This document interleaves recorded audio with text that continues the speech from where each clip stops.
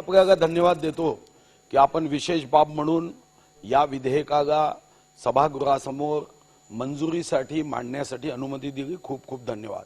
आणि विरोधी पक्षनेते व इतर सर्व सन्माननीय सदस्यांनाही धन्यवाद देतो। अतिशय अल्प वेळेत त्यांनी सूचनाही केल्या आणि काही सदस्यांनी तर मनावर बोलण्याची इच्छा असूनही दगड ठेवून त्यांनी आता आपलं मत व्यक्त केलं नाही। सभापती महोदया, त्या सर्व सदस्यांना दोन प्रमुख गोष्टी मी सांगेल की जे राहिले असतील, मी सर्वच विधान परिषद सदस्यांना एका बैठकीचं निमंत्रण देईल आणि सह्याद्रीमध्ये आपण एक चांगली दीर्घकालीन बैठक घेऊन जे प्रश्न आता मांडण्यापासून आपण वंचित राहिलात ते प्रश्न मांडण्याची अनुमती देऊ। माननीय सन्माननीय सचिन अय्यर साहेबांनी सांगितलं की आम्हालाही वन बघायचं आहे, जंगल बघायचं आहे, तेही मी स्टँडिंग निमंत्रण देतोय की आता जुलै ते सप्टेंबर ताडोबा बघण्यासाठी केंद्र सरकारची बंदी आहे, पण सप्टेंबर नंतर ज्या ज्या सदस्यांना यायचं असेल त्यांना ताडोबा जंगल वाघासहित दाखवण्याची वन विभागाचे फॉरेस्ट गेस्ट म्हणून आपल्या सर्वांना घेऊन जाण्याचं आश्वासनही मी या निमित्ताने देतोय।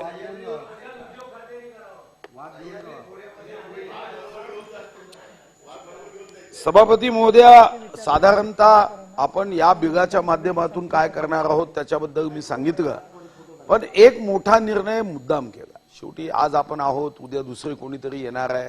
ही वसुंधरा जगावी, वाचावी, रक्षण व्हावं, संवर्धन व्हावं ही भूमिका आहे। आज मी वनमंत्री आहे, उद्या दुसरा कोणीतरी येणार आहे।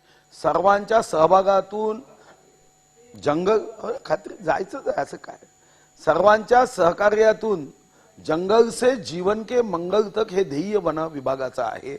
आणि या माध्यमातून आपण पहिला निर्णय केला, कदाचित आपल्यापैकी अनेकांना तो GR मी मागच्याही अधिवेशनात दिला, आवश्यकता असेल तर पुन्हा देईल, की प्रत्येक विधानसभा सदस्याला अध्यक्ष केलाय आणि त्या मतदारसंघामध्ये विधान परिषद सदस्याला सहअध्यक्ष म्हणून आपण समिती केली, ज्या समितीच्या माध्यमातून वनाशी संबंधित प्रत्येक कार्य म्हणजे झाड लावण्यापासून संरक्षणापर्यंत, अवैध वृक्ष कटाईपासून तर जंगली जनावरांच्या समस्यांबद्दल आपण त्यांना दिलाय। तर मला वाटतं की मी आमदारांना आवाहन करेल या निमित्ताने की आपापल्या भागामध्ये ऑक्सिजन देणारा हे क्षेत्र आहे, हे मत देणारं क्षेत्र नसेल पण मनाला समाधान देणारं क्षेत्र आहे आणि वसुंधरेला वाचवणारं क्षेत्र आहे। हे राजकीय आखाड्यामध्ये या क्षेत्राला आपण कधीच गृहीत धरत नाही आणि म्हणून यामध्ये सर्वांनी लक्ष द्यावं। आता जी मत मांडलीत आपण त्यापैकी काही मतांच्या संदर्भात सांगतो की सन्माननीय अंबादासजी असेल आणि सन्माननीय मला वाटतं अभिजित वंजारींनी सांगितलं की या बिलामध्ये स्कूटर किंवा हिरो होंडा या अपघाताला का नाही टाकलं। खरं तर खूप अभ्यास केला, याच्यामध्ये काहीही सुस्पष्टता नाही, कारण असा अपघात येतो, या अपघातानंतर याला सर्टिफाय कोणी करायचं? पोस्टमार्टमचे डॉक्टर म्हणतात आम्ही सर्टिफाय करत नाही। नंबर 3, या संदर्भामध्ये उद्या जर आपण अशा पद्धतीने मदत यामध्ये टाकली तर खालच्या स्तरावर कोणताही अपघात झाला तर तो असाच झाला असं सांगण्याची शक्यता आहे। आमदारांच्या बैठकीमध्ये आपण याचं विस्तृत एकदा चिंतन करू की यामध्ये एका केसला मदत करण्याच्या मध्ये मग शेकडो दुसऱ्या केसेस जर याच्यात सामील झाल्या तर आपल्या हातात बंधन राहणार नाही। सन्माननीय सुरेश धस यांनी सांगितलं की आपल्याला रानडुक्कर किंवा रोही मारण्याची अनुमती आहे का? हे खरं आहे की शेड्यूल मध्ये आहे, पण आपण तोही GR काढला की रानडुक्कर आणि रोही हे 24 तासात अर्ज करून आपल्याला परवानगी घेता येते। मग तिसरा मुद्दा शशिकांतजींनी सांगितलं की मग आपण काय वाट पाहत बसायचं का? कारण आपण तो येतो आणि निघून जातो, वाट पाहायची आवश्यकताच नाही। एकदा जरी तो तुमच्या शेताकडे वक्रदृष्टी घेऊन आला असेल तर त्याला नंतर तुम्हाला आम्ही जेव्हा परवानगी देतो ती परवानगी ती कायम राहते। रानडुक्कर मारल्यानंतर या अगोदर जो 2006-7चा जो GR होता तो कष्टदायक होता, कारण ते रानडुक्कर पुरायचं, सरपंच पाहिजे, ते सर्व बदललं। अब जंगल में मोर नाचा किसने देखा, तुम्ही काय करायचं त्याचं करा। ते रानडुक्कर आणि ते रोही जे आहे त्याचा अधिकार हा आपण दिला। त्या बैठकीमध्ये आपल्याला फक्त कंडिशन एक की जंगलामध्ये आपल्याला मारता येत नाही। कुरण विकासाचा एक महत्वाकांक्षी कार्यक्रम घेतला आणि मी आपल्या सर्वांना आवाहन करतो जे वनक्षेत्रात असतील की त्यांच्या भागामध्ये कुरण विकासासाठी त्यांनी स्पेसिफिक कार्यक्रम दिला। तर केंद्र सरकारकडून आपल्याला कोरण विकासासाठी जितका निधी पाहिजे तेवढा निधी उपलब्ध आहे. म्हणजे आपलं क्षेत्र कमी पडत आहे.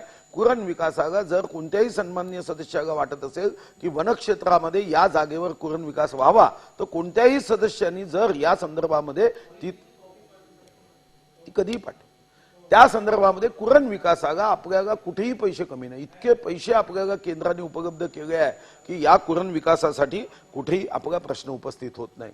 आता वाघांच्या बाबतीत वाघांची संख्या खूप वाढली. मी जेव्हा मंत्री झालो 2014 31 ऑक्टोबर तेव्हा 190 वाघ होते, आता 500च्या वरती झाले. बिबट्या तर एवढे झाले. आणि म्हणून सचिन भाऊ तुम्ही म्हणाले की ही स्पष्टता आणा की जुन्नरमध्ये तुम्ही बिबट सफारी करणार आहात का, तर त्याच्यासाठी मंत्रिमंडळासमोर आम्ही चाललो आणि त्या फाईलवर मी सही केली. 80 कोटी रुपये खर्च करून बिबट सफारी आपण जुन्नरमध्ये करतोय. पण तुम्ही म्हणाले मग बारामतीचं काय, तर बारामतीसाठी आता आमच्या मदतीची आवश्यकताच नाही. ते स्वतःच अर्थमंत्री आहे. 6,02,008.29 लक्ष कोटीचा बजेट आहे. त्यांना वाटेल तेवढं बारामतीला ते करू शकेल, पण जुन्नरला मात्र हे आपण निश्चितपणे करतो.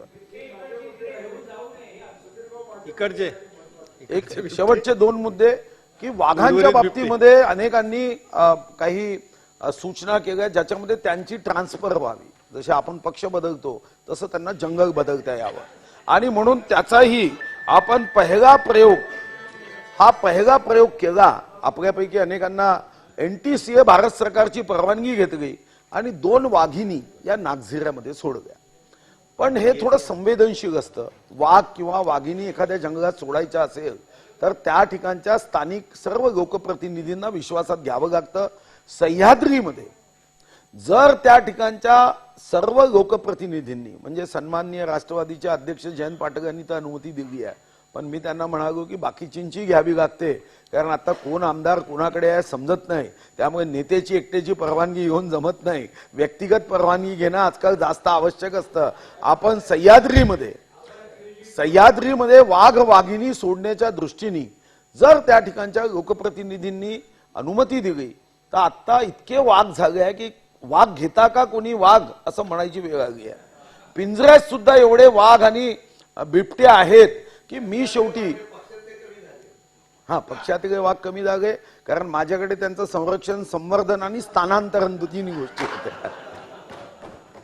आणि यामध्ये टायगर कॉरिडॉर हे एक चांगली कल्पना आपण विकसित करतोय की ज्यामध्ये उद्योग क्षेत्राला म्हणजे उदय सामंतजीचा उद्योग विभाग जेव्हा उद्योगासाठी वन विभागाची जमीन घेते तेव्हा त्यांनी काही जमीन आम्हाला त्याच्या बदल्यात वृक्ष लावण्यासाठी द्यायची असते. पण ही सारी जमीन माहित नाही इतक्या वर्षापासून ही कोकणातच घेतली जाते. आता मी नवीन नियम आणतोय की ज्याच्यामध्ये कोकणात जमिनी घ्यायच्याच नाही, कारण तिकडे वाघ नाही आहे. जे आहे ते उद्योग मंत्री बनून बसले आहे. त्यामुळे आता ही आवश्यकता आमच्याकडे कॉरिडॉरमध्ये आहे जिथं टायगर कॉरिडॉर आहे. आणि यासाठी आता आपण नवीन नियम करतोय की जी सीए लँड आहे ही अफॉरेस्टेशनची जमीन ही जर आपण टायगर कॉरिडॉरमध्ये घेतली तर त्याचाही फायदा होईल. महत्वाचा मुद्दा आहे शेतकऱ्यांचं खरंच नुकसान होते आणि मी हे मान्य करतो. खरं तर आपण जेव्हा ताटामध्ये शेतकऱ्याच्या कष्टाने उत्पादित झालेलं अन्न खातो तेव्हा मनात हा विचार येतोच, मला नेहमी येतो की 6,02,008.29 लक्ष कोटीच्या बजेटमध्ये शेतकरी आपल्याला कुठं दिसतो आहे का. कारण आपण जेव्हा 2011ची जनगणना पाहतो तेव्हा 4,55,00,000 2,60,00,000 लोक हे शेतीवर अवलंबून आहे. आणि म्हणून हा कायदा आणतोय की नुकसान भरपाई आपण इतकी वाढवतोय की नुकसान झाल्यावर आज जो आक्षेप आपल्या आमदारांचा येतो की काय इतकुशी नुकसान भरपाई, त्याचे कष्ट परिश्रम जास्त आहे. आपला प्रयत्न हाच असणार आहे की त्याला पूर्ण नुकसान भरपाई दिली पाहिजे. आणि म्हणून एक उदाहरणच देतो. हे उदाहरण कोणी अन्यथा घेऊ नका की मी वनमंत्री व्हायच्या अगोदर जर गाय, म्हैस, बैल ही वन्य प्राण्याच्या हमल्यात मारल्या गेली तर 10,000 रुपये मदत होती. आज ती 70,000 रुपये 7 पट वाढवली. नाही केलं म्हणजे बिलकुल प्रश्न नाही. आता तुम्ही कोणीही पार्टीचा विचार करून मतच मांडलं नाही. हे मत खरं जनतेसाठी होतं. आणि माझ्यासारख्याला नेहमी वाटतं की आपली मतं सभागृहात हे पक्षीय विचाराच्या बाहेर जाऊन जावं. याचं लक्ष सार्वजनिक जनतेची सेवा ही असावं. धीरे धीरे ते बदललं वातावरण. ठीक आहे, पुन्हा बदलेल कारण शेवटी डायरेक्टिव्हचा सिद्धांत आहे. आणि सॅटेलाइट मॅपिंगचा एक आपण आपल्यापैकी सन्माननीय सदस्यांनी सांगितलं त्याच्यानंतर थर्मल हा मुद्दा अतिशय महत्वाचा आहे, ज्या सदस्यांनी सांगितलं त्यावरही आपण काम करतोय. हे खरं आहे, हे एका क्षणात सारे बदल होणार नाही आणि म्हणूनच मी आमच्या विभागाला सांगितलं आमदार कोणत्याही पक्षाचा असेल तर त्याला हा अधिकार द्या आणि म्हणूनच आपण तालुकास्तरीय कमिटी केली, ज्याच्या कमिटीमध्ये अनेक अधिकारी आपण जोडलेत. अपेक्षा एवढीच होती की आम्ही सर्वांनी म्हणून या वसुंधरेच्या रक्षणासाठी काम करावं, बाकी सर्व गोष्टी होत राहतील. पण जेव्हा जेव्हा पुन्हा आपला जन्म होईल, शेवटी हे आपण नवीन जनरेशनसाठी अध्यक्ष महाराज करत नाही. आपला धर्म सांगतो की आत्मा अमर आहे, आत्मा चिरंजीव आहे, शरीर नष्ट होणार आहे. पुन्हा जेव्हा सचिन अहिरांचा जन्म होईल, माझा होईल, तेव्हा एक सुंदर वसुंधरा असावी, ज्या वसुंधरेमध्ये आम्ही तुम्ही सर्वजण अतिशय सात्विक पवित्र भावनेनी शुद्ध प्राणवायू घेत शुद्ध वायू, शुद्ध आचार आणि शुद्ध विचाराकडे जाऊ शकू. मी आपल्या सर्वांना मनापासून धन्यवाद देतो की आपण या बिघाला पाठिंबा दिला, मनापासून दिला, हृदयापासून दिला, कोणतेही राजकारण न करता दिला. आपल्यालाही ईश्वर खूप खूप खूप आशीर्वाद देव आणि हे बिल शेतकऱ्यांसाठी मंजुरीसाठी आपण सर्वांनी एकमताने पारित करावं एवढी